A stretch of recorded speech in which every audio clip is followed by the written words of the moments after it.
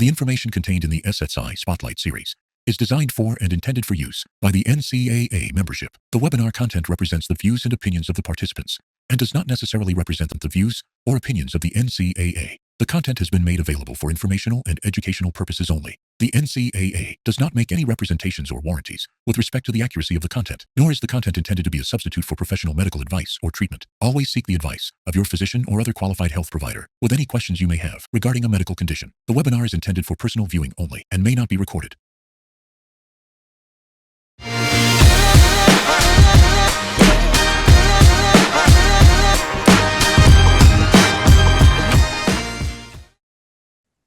Hello, everyone, and welcome to today's SSI Spotlight.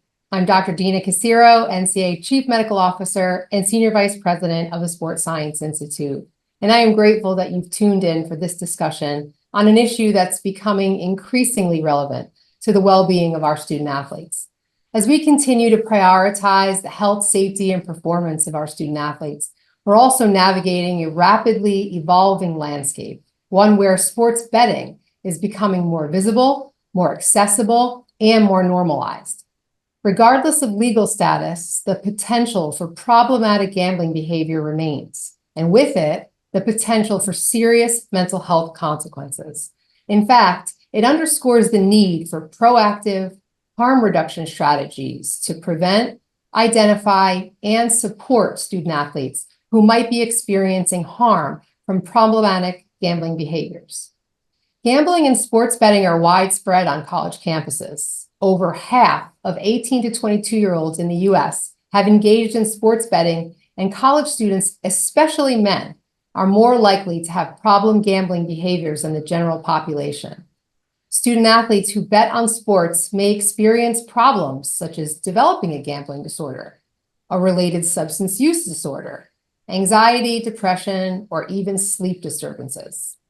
In addition, gambling can also negatively affect those who are the focus of the bets, not just those who are doing the betting.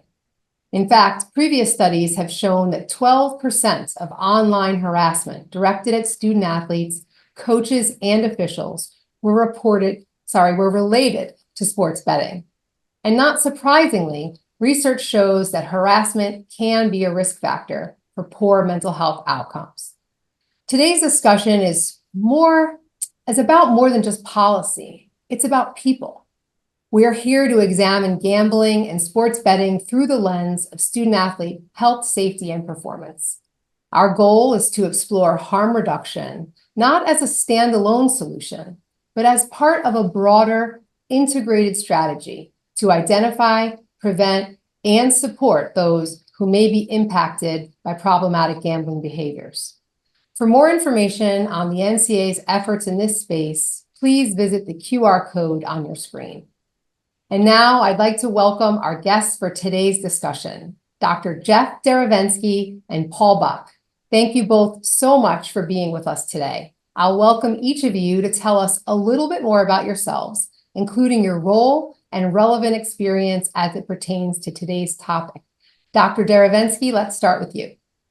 Well, thank you, Dr. Casero, and it's a pleasure to be here.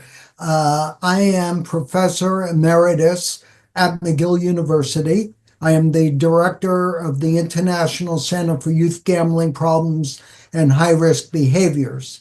I've been studying gambling behaviors now for 35 years. I was involved in the first NCAA study that began in 2004, and we've been doing this study every 4 years with the exception of 2020 during COVID.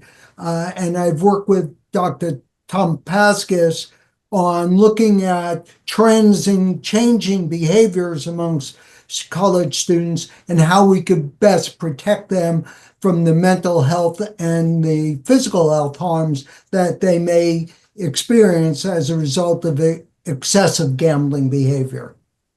Well, thank you so much. That's quite the impressive bio, and we're so happy to have you with us. Paul, on to you. Thanks. Good afternoon, Dr. Casiro, and it's an absolute pleasure to be here. My name, as I said, my name is Paul Buck. I'm the CEO and founder of an organization called Epic Global Solutions, and we specialize in the prevention of gambling-related harm through education and awareness sessions, through independently accredited training, and through consultancy in what are statistically and evidentially the highest risk sectors. So we work quite a lot around the armed forces, financial services, professional sport and collegiate sport, which I guess we'll talk a lot about today, the education of children, and we've done quite a fair amount of work in the criminal justice system as well. So literally what we do is we utilize lived experience. About half of our workforce, about 30 people, are people who've had gambling problems and recovered and are now come out the other side and trying to stop that happening to other people. So that's my job role. And I'll also declare at this point, the reason I do this is between 2001 and 2011, I suffered what we call a pathological gambling disorder whilst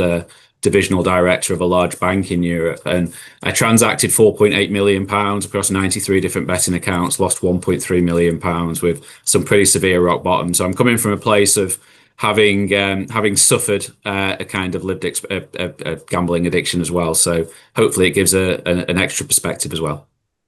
Yeah, Paul, really appreciate that. Appreciate your willingness to be so vulnerable about your lived experiences and how it's contributed to the really important work that you're doing right now. So thank you for that. Really appreciate it and happy to have you here. So while gambling has been around for a long time, sports betting is increasingly impacting college students as well as student athlete health and safety specifically. The 2023 Sports Betting Activity Survey showed that 58% of 18 to 22-year-olds had participated in at least one sports betting activity, and over half of those were degree-seeking students. Now, in 2024, fewer NCAA student athletes reported gambling on sports than they did in 2016. However, more NCAA student athletes reported that the first time they ever gambled for money was in college. So I'd love to hear from you both on how sports betting has evolved over time and how has that evolution impacted college campuses and specifically student athletes? Well, certainly, as you mentioned, Dr. Casero, the landscape of gambling has dramatically changed in the past 2 decades since we've been involved with the NCAA. Sports gambling is now legal in many states. And for those states that don't have sports wagering, athletes or college students can cross the border into an adjoining state that does have access to sports wagering. But as you mentioned, it's really been changing because the way people will gamble on sports, the way college students gamble on sports has dramatically changed. No longer are you just betting on the outcome of the game. You're now betting on prop bets. You're betting on individuals, players' bets. You're betting on a wide variety of bets. So historically, what we've seen is that typically people would place a bet before the game and at the end of the game. Now you can make multiple bets throughout the game or the sporting event, and this has become much more problematic over time. The more you gamble, potentially the more you lose, and potentially the more likely you are to evolve into having a gambling problem. We know from the most recent data from the 2024 study that about 2% of college students, typically mostly males, have a gambling problem. And along with that gambling problem come a whole host of other mental health issues, as you had correctly identified in your opening remarks. Yeah, I would add to that. I mean, we're talking like a totally different landscape. I placed my first bet, and as you can probably tell from the accent, and your viewers will tell, I'm from the UK. We've now been working in the US for 6 years as well across college athletes and sports. But I was from the UK, and I placed my first bet at college or at university, as we call it. And I placed that bet in a bookie shop, which was kind of like a gambling shop on the street. I had to do it in cash, and there was very limited markets that I could gamble on. There was really horse racing, there was dog racing, and kind of some football pools and lottery. It was actually quite difficult to gamble. You had to actually go and make an effort and draw some cash out of a bank or out of an ATM and actually make the effort of going into a physical place of gambling, such as a casino or a bookie shop. Now, you fast forward to the 2001 to 2010 when obviously I was at the height of my own gambling. And certainly even more so now, you can gamble on pretty much anything at any time. And technology has made such a massive difference to that. It's now 24/7, it's now anonymous.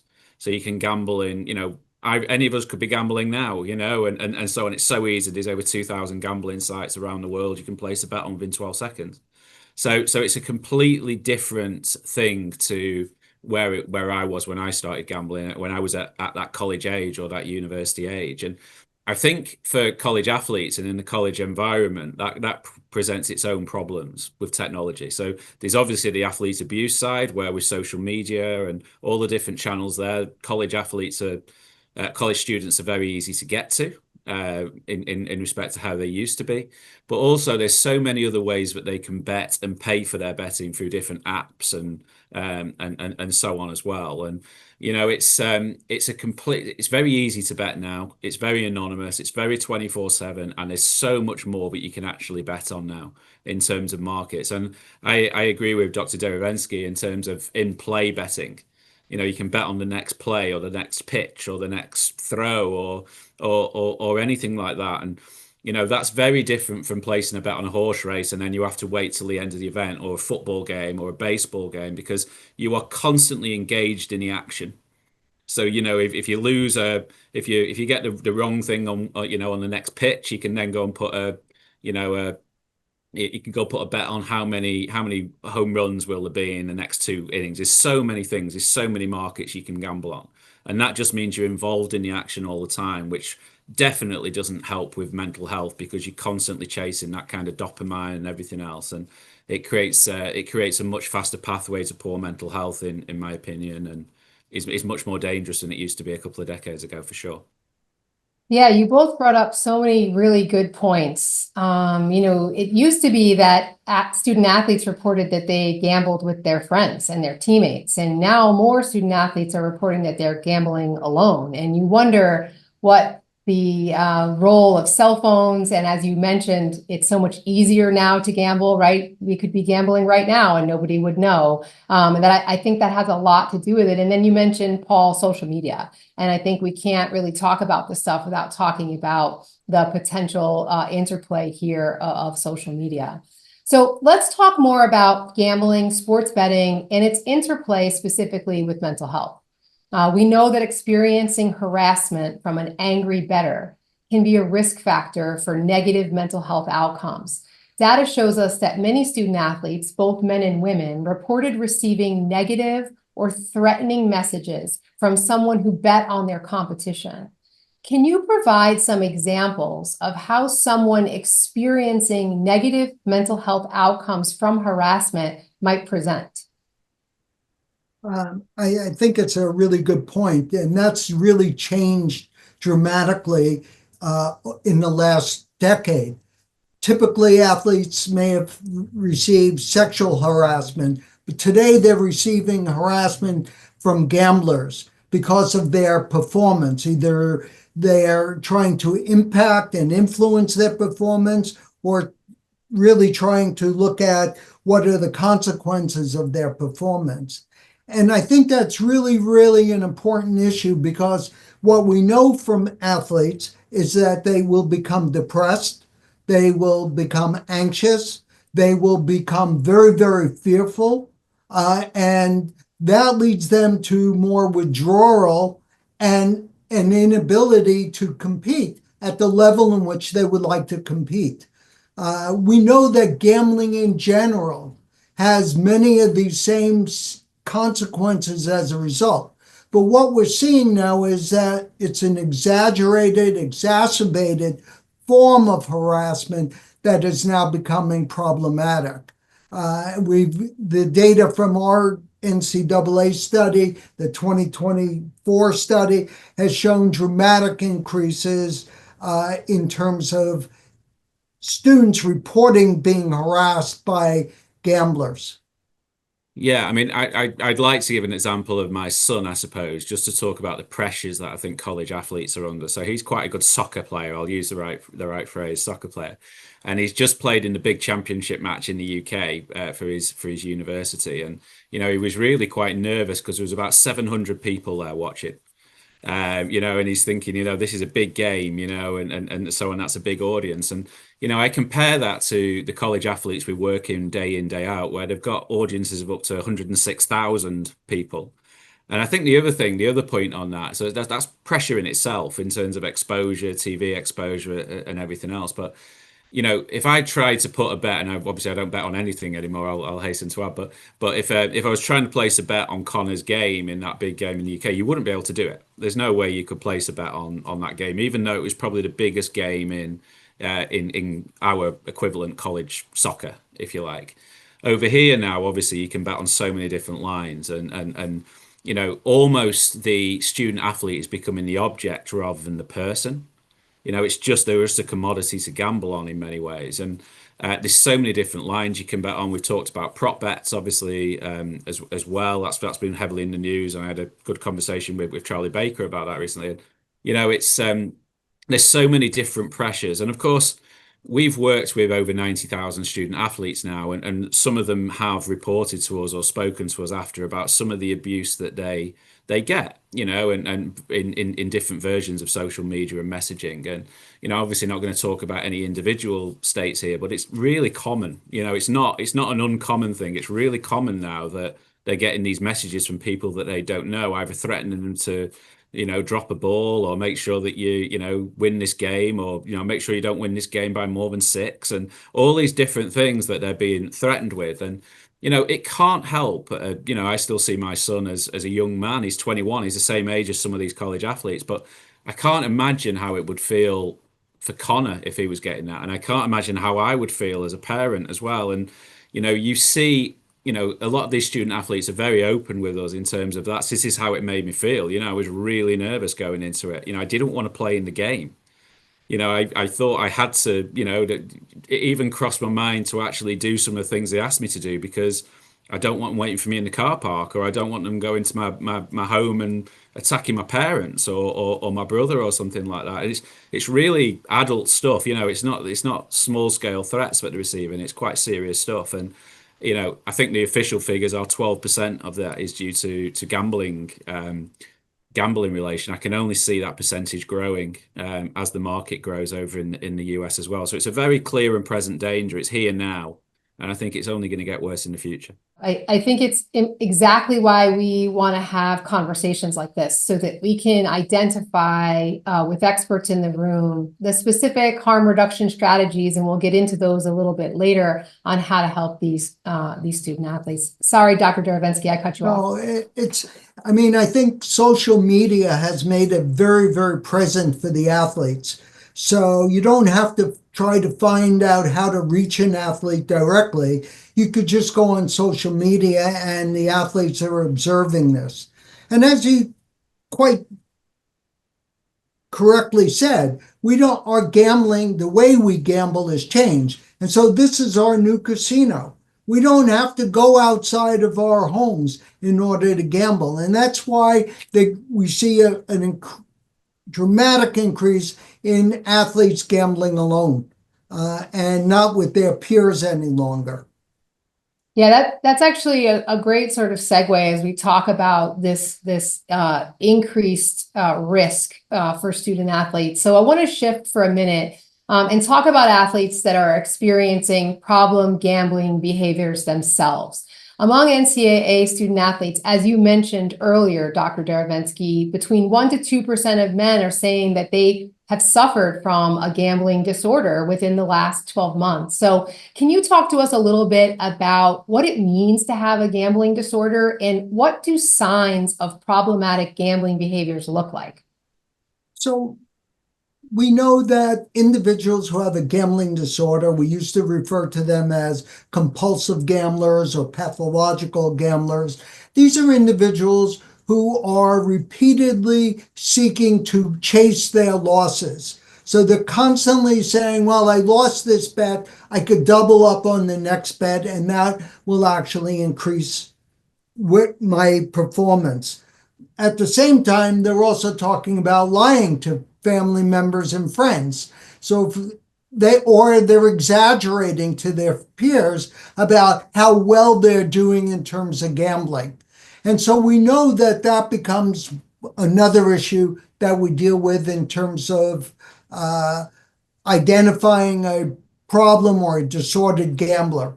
These are individuals who start off relatively small, but increase gradually their wagers. And as they increase those wagers, they then start exhibiting all kinds of problems such as anxiety, as you mentioned earlier, depression. These are identifying signs that we look for. The chasing behavior is probably the clearest example of how you can spot an individual. They will start escalating their wagers as they start losing more and more money. Yeah, I mean, Dr. Derevensky's got it exactly right. You know, nobody ever becomes a problem gambler, if you want to call it that, or a compulsive gambler intentionally.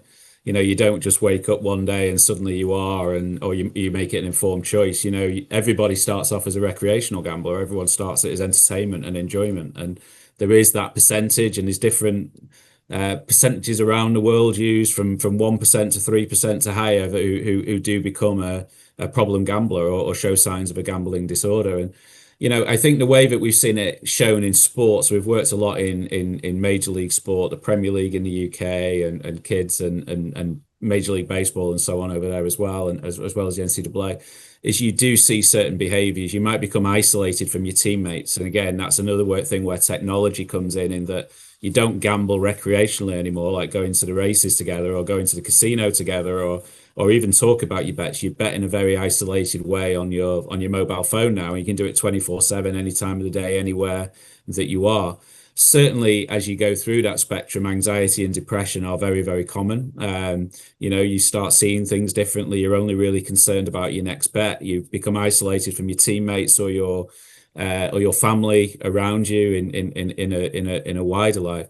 And you know, there are other things that you start to show as well. You know, agitation, poor form, loss of form, you know, and such signs like that. Now, you know, I never ever claim it to be a more serious addiction or serious problem than alcohol or drugs or some of the other addictions, but it is slightly different because you know, I kept my addiction hidden for 10 years from anybody around me, be it work colleagues or family or anyone else. And you know, I was a really, you know, as you heard from the early figures, I was a really serious gambler, you know, in terms of both figures and also time spent gambling as well.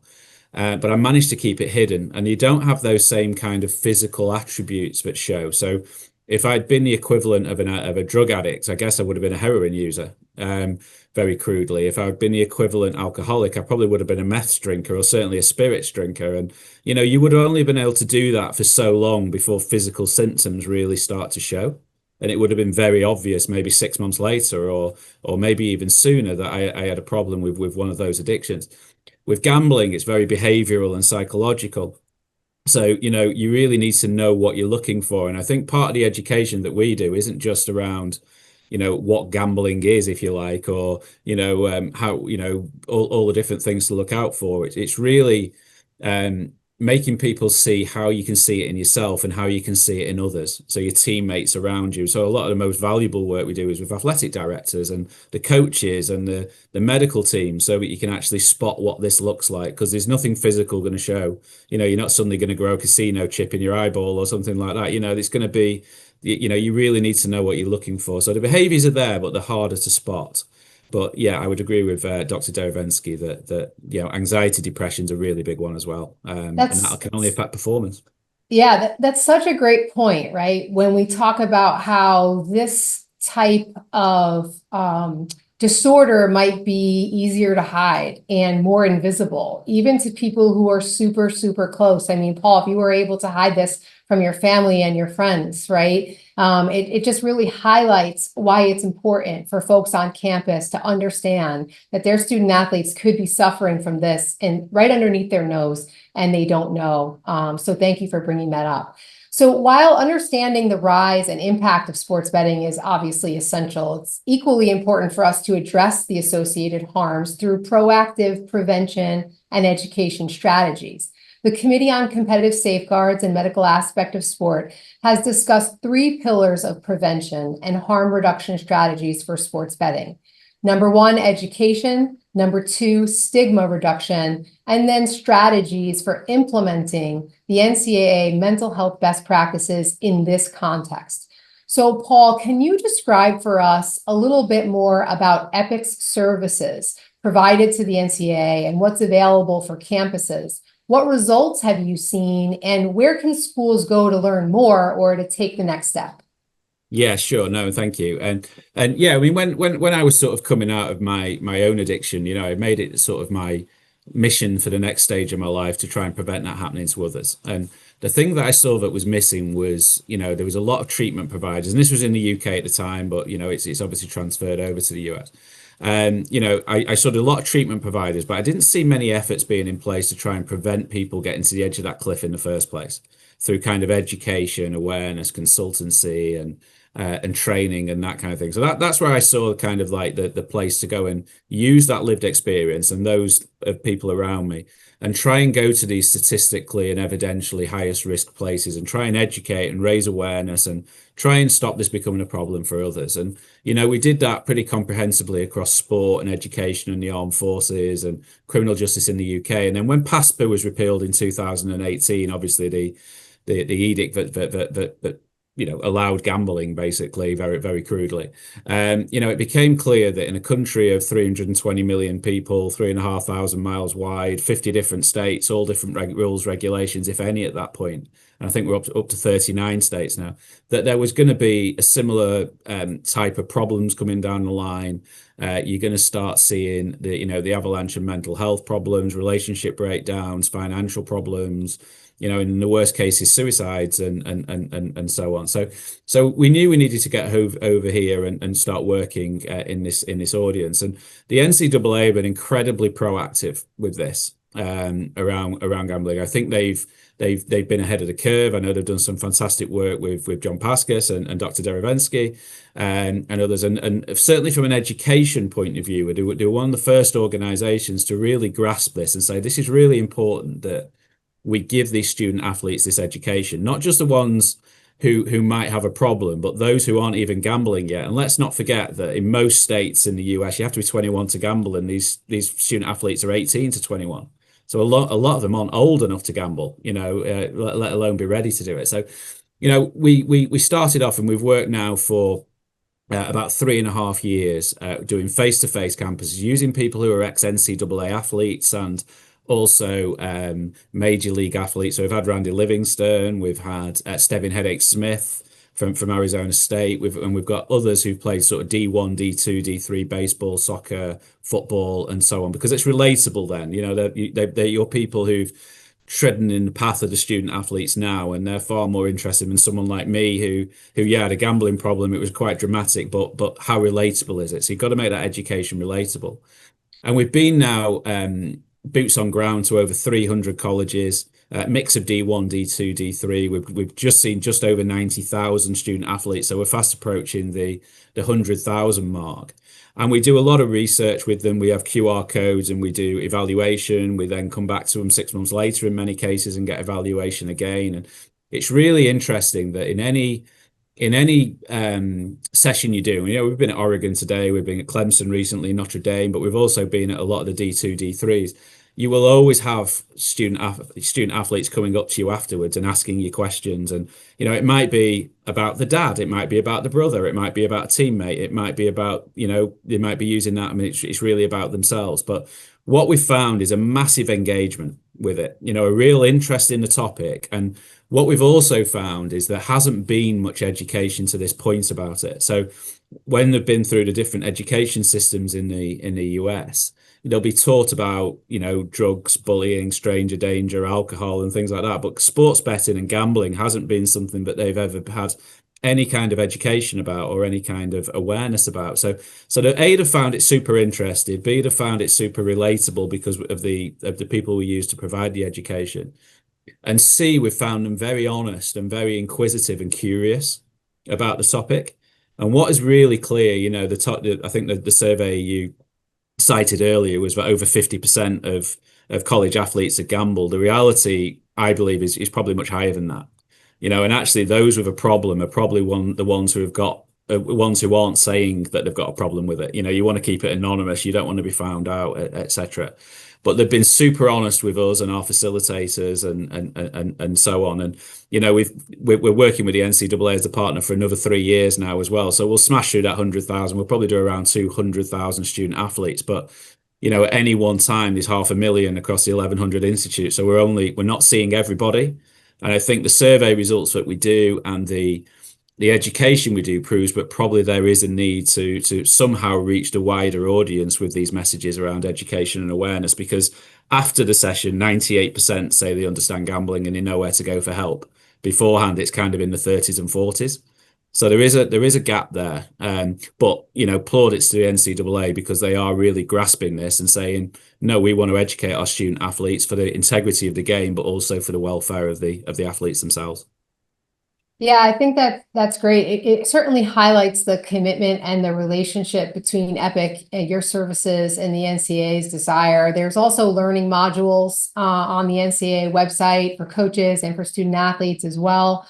So it's important for member schools to know that between EPIC support and the learning modules on our website that we have some resources in this space. But to your point, work still needs to be done in this area. But thank you, Paul, for all you're doing in that space. So Dr. Derevensky, let's talk a little bit about stigma reduction. What is the stigma related to gambling and sports betting? And what are some strategies for reducing that stigma? I think we know that there's a stigma associated with being considered a disordered gambler or someone who has a gambling problem. The notion is that there's no physiological withdrawal from stopping gambling. So if you have enough willpower, you should be able to do it. And so what I think is important is that we start looking at the language that we use. And in fact, disordered gambling was the most recent iteration from the American Psychiatric Association. Previously, it was a compulsive gambler. And people said, am I compulsive? Or it became a pathological gambler. And that had really bad negative connotations. So I think understanding stigma is a really important issue, not isolating people. And as Paul had said, one of the things that's really important is that education has to be for everyone, not just for those who are gambling currently, because by the time they graduate, they may be gambling. And so the earlier we begin to do this, I think it's really, really important to do.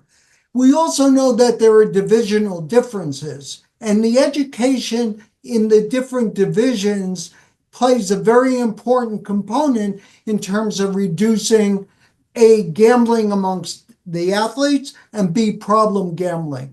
So one of the things that we've learned in the last 20 odd years in working with the NCAA is the more education you have, the better it becomes. And Paul and his group, EPIC, is doing a wonderful job reaching as many students. And your unit has developed all these modules for individuals who may want to look at whether or not their gambling may be on the verge or moving towards problem gambling. I was just going to say that's an excellent point. The divisions that we think do more education in this area, we are seeing less gambling from the student athletes in those divisions. So yeah, sorry to interject, just on stigma, because it's something I'm very passionate about as well. I think there's an element of embarrassment with stigma. Because it's not, because it's 97% of people can gamble and treat it as recreation and stay in control of time, money, cognition, if you like, and so on. There's a bit of an embarrassment is why can't I do that? Why can't I stay in control? Why have I got a problem with gambling? It's a bit of embarrassment. And one cohort of people who I think it's really important to get this education is those athletic directors, are the coaches of the teams, and medical staff of the teams, and so on, because there are instances across sport in all jurisdictions we work where it's seen as a weakness if you say I've got a problem with gambling. And so, what do you mean you've got a problem with gambling? Oh, you're not going to get picked then on Saturday or Sunday or whenever the game is, or you're not going to get your next contracts if you're weak because you're gambling. So stigma bashing, I think, is so important because it's very a misunderstood addiction. It's just seen as, oh, you must be a weak character then, and it's just not the case. It's a mental health illness, the same as so many others that we've already mentioned.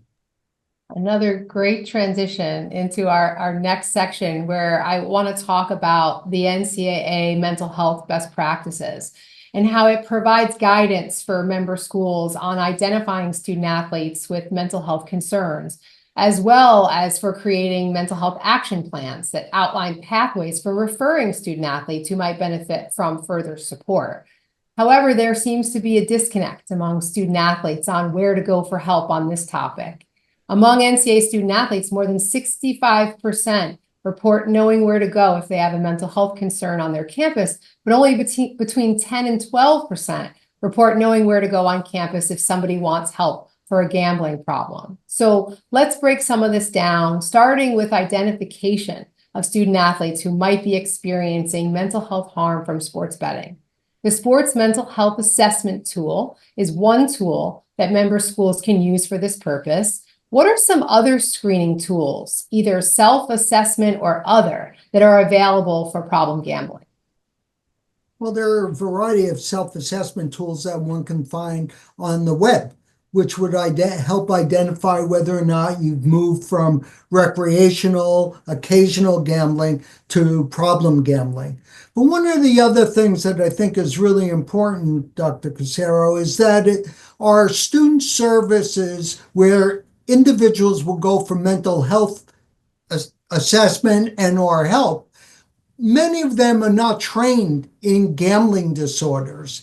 And this is a growing problem. And what we found is that once you start training these mental health professionals to have some more knowledge about gambling, they're better able to treat individuals who have gambling problems. Yeah, we've experienced that as well. Again, I commend the NCAA for the strategy around mental health, and we've been super impressed with that. But again, you do rely a little bit on some people coming forward with that, particularly when it's gambling related. So that those self-reference or self-diagnosis starter points are really important. And Dr. Derevensky is right. They are available on the web. They're available on websites. So they're on our website as well, which I can give you at the end, which has got some more information around the NCAA as well. But some of the most common ones are like PGSI, so Problem Gambling Severity Index, and so on. So it is a really good starting block, but it is a starting block. It's then got to be somewhere where they can go to. And from our experience, and again, it's becoming more comprehensive all the time. There's often not a person on campuses who's got a strong understanding of gambling related issues. And I think that is a problem. Yes, drugs, yes, alcohol, but as we've said before, it is slightly different, in terms of how it's presented. So Dr. Derevensky is right. The more we can train up and improve the knowledge and understanding and therapy of this, I think the more beneficial that's going to be, because I don't think this is an area which is going to provide less people presenting themselves. I think it's only going to grow. And it's one thing I'm very aware of when we do the educations. We are sometimes opening up people's vulnerability. If we go in and sort of often tell a lived experience story, do some education around it, and suddenly a light bulb goes on, and they're speaking about me, or they're speaking about my teammate, or they're speaking about somebody else. it's really crucially important that there is somebody who's qualified to then deal with that, because we're not therapists, we're not treatment providers, we never will be. We're preventers as an organization. So it's really important to us that there is that pathway of support that's fit for purpose, where if somebody does suddenly feel a vulnerability or a light bulb goes on, they can go and get that support, and they're going to get the level and experience of support that they're going to need at that point. And, hopefully we get them early enough in the spectrum, so they're not at that really serious level, and that pathological, compulsive, disordered stage. You want to get people earlier in the spectrum to identify it in themselves and others, and get the help that they need. And so I think that's crucially important that campuses really look at this going forward. Yeah, I think those are excellent points. I think two things that I wanted to highlight out of that was, the stigma piece. When it comes to self-reporting, right, the more stigmatized something is, the less people are going to feel comfortable self-reporting or admitting that they have a problem. And so I really think the focus on destigmatizing, using destigmatizing language, educating people on campus about how to have these conversations to make athletes feel more comfortable coming forward. And then, Paul, you brought up another great point about there isn't always a provider handy on campus that has this type of expertise.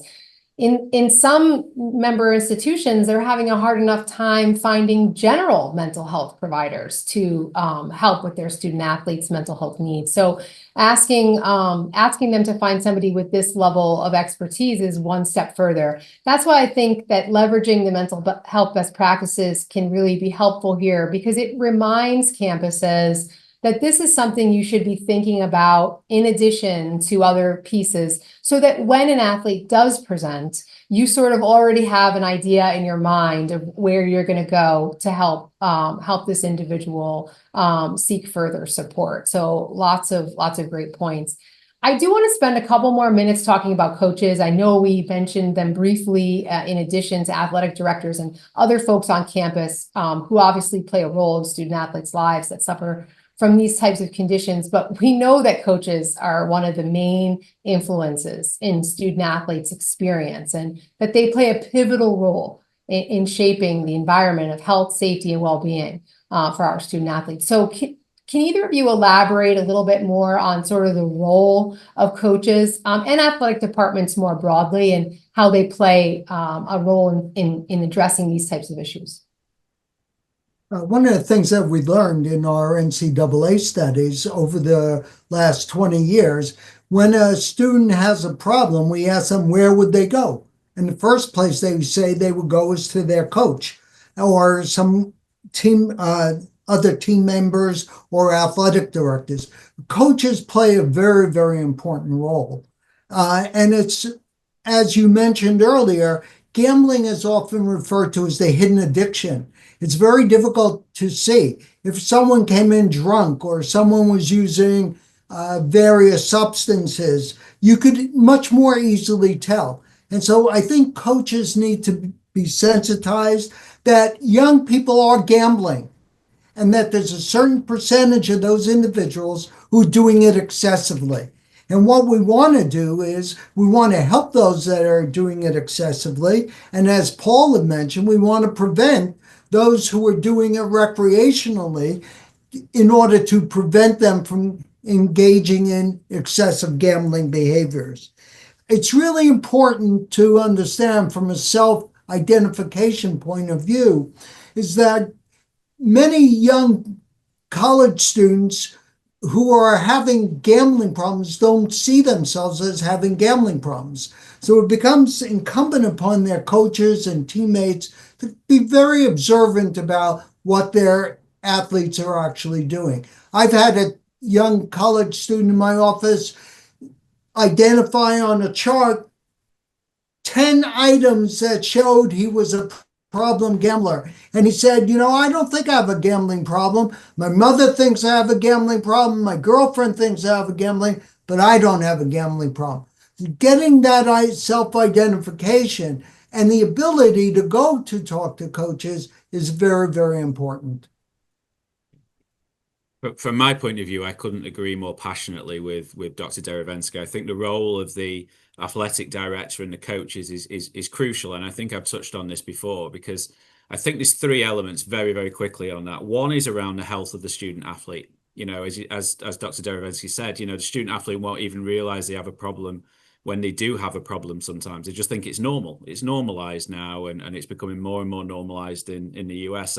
So we do a whole module on sort of student athlete coaches and so on, because they need to understand the signs, they need to see it. And that's really for two reasons, going on to the other point. One is for obviously the health of the student athlete themselves. We don't want these student athletes to become real problem gamblers or disordered gamblers and so on. And that's for a human element, because these are young people, they're not commodities, they're young people. And there's a human element of that, but there is a performance element of this as well, for which a coach will be very interested in, of course, because if somebody has got a problem with gambling, a more serious one, and they're suffering anxiety or depression or isolation, or they're gaining athlete abuse or threats or something like that, they are not going to be performing at the top of their game. It's just impossible. They're not mentally ready to do that, like you might see with some major league athletes, where you still see some vulnerability. These are young people, these are young men and young women, increasingly. So there's two things: there's the health of the actual athlete, but there's also the performance of the athlete. So there is no benefit of these student athletes having a gambling problem. And I think coaches and athletic directors have a really pivotal part to play, both in the prevention and also the identification of that. Yeah, thank you for that. And I love that you brought up the performance piece, right? We spent the majority of this talk today focusing on health and safety, which is obviously incredibly important, but performance is a big deal too, right? This is what student athletes are thinking about, what they're tracking on. And so highlighting that there are performance implications with this too is something important to know as we're talking to student athletes and we're educating them about the potential problems. So wanted to give each of you an opportunity for any closing remarks before we wrap up today's segment. Well, I would think that it's an important issue going forward for the NCAA to continuously address. We know that about 2% of NCAA men have a gambling-related problem. Less so for females, but this translates to about 6,000 NCAA competitors in any given year. And so this is not a small number, but it needs to be addressed. Thank you. Mine would be this. Gambling's non-discriminatory. It can affect anybody at any time, but it does affect certain sectors more than others and certain populations. And student athletes are bang in the middle of that population who are perhaps more susceptible due to competitiveness and other factors as well. For me, education. We need to make sure these student athletes, both male and female, are given the education and all the people around them to ensure that they've got a fighting chance and they're making informed decisions around gambling when it comes to them. And if I'm allowed, there's a couple of places. If there's any colleges who would like the NCAA program to come to their college, then we've got a website that allows you to do that, www.epicglobalsolutions.com/NCAA. And that will come directly through to our team if you want us on your campus. And that's not just D1s, that's D2s, D3s. The NCAA are very passionate about being inclusive across the whole student athlete estate. And if anybody wants to see any kind of Netflix style educational material and e-learning and things like that, then there's also www.knowyourplay.org, and that's open to students across the estate, not just athletes. So you'll be able to find some free content on there, and it'll allow just to build up your awareness and build up your education around this. Great. Thank you both so much. This really was such a fantastic and informative session. I appreciate your insights and sharing your expertise with us today. And thank you so much to the audience for tuning in today. Hopefully, we imparted upon you how passionate we all are about this topic and all that's being done in this space. As a reminder, certificates of attendance are now available, and instructions can be found both in the chat or via your email. Don't forget to send along any questions or ideas for future SSI Spotlight topics. Please send them to ssi@ncaa.org. And we look forward to seeing you all on our next SSI Spotlight.